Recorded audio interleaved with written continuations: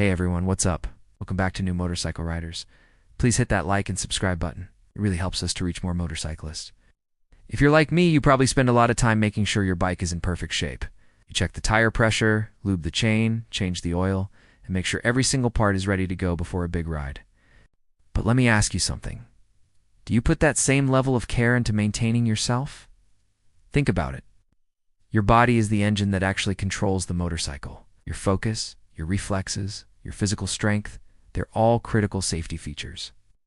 If you're tired, dehydrated, or not feeling your best, your reaction time slows down and your decision-making gets cloudy.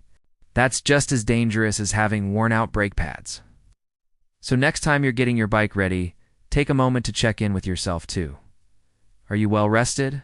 Are you hydrated? Are you mentally sharp? Taking care of your health isn't just about you. It's about being the best, safest rider you can be. Ride safe and see you on the next one. Thank you for watching this video. Your feedback matters.